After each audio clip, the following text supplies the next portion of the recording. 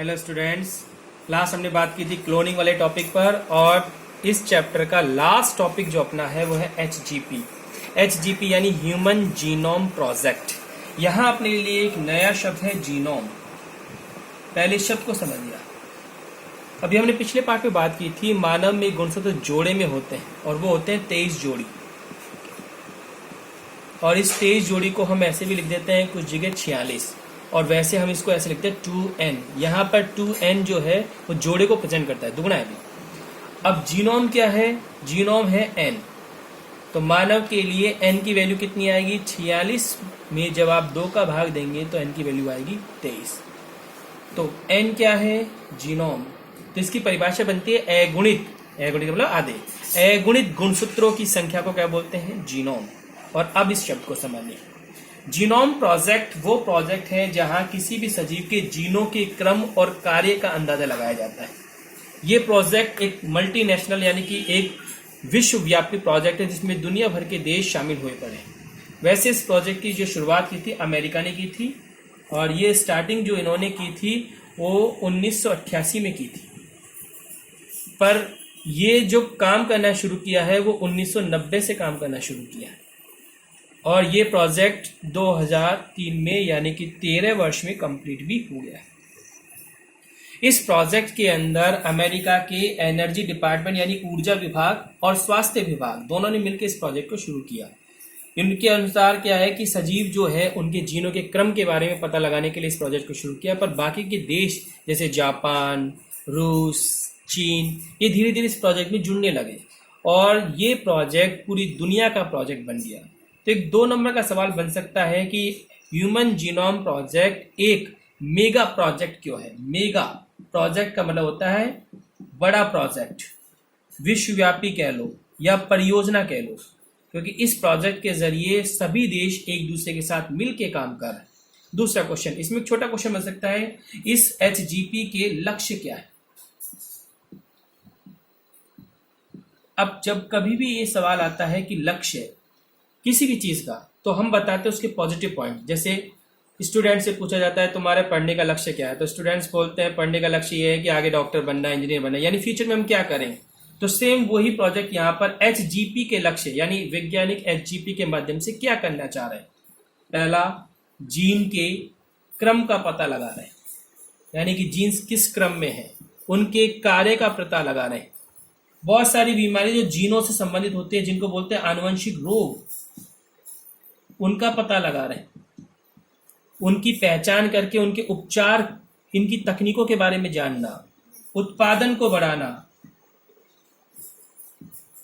ये सारे उद्देश्य हैं। साइंटिस्ट इस उद्देश्य के लिए कार्य कर रहे हैं कि जीनों के बारे में जान सके, रोगों के बारे में जान सके, उनके इलाज के बारे में जान सके, उत्पादन को बढ़ा सके, ताकि अधिक से अधिक लोगों को पोषण उपलब्ध कराया जा सके।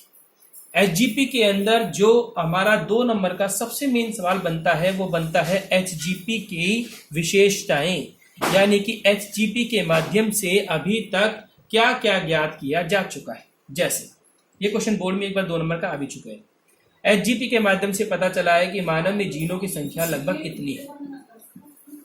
पहले ऐसा माना जाता था मानव में जीन्स 1 लाख से ऊपर है, पर इस प्रोजेक्ट के जब अध्ययन किया तो पता चला जीन लगभग इतने। इनमें से भी जो जीन्स है उन जीनों के अंदर लगभग जो क्षार होते हैं वो 3000 क्षार युग्म होते हैं। ये औसतन है, लगभग बोला है मैंने, ठीक, युग्म, सॉरी, 3000 क्षार युग्म एक जीन में पाए जाते हैं। सबसे बड़ा जो जीन होता है वो होता है डिस्ट्रोफिन जीन।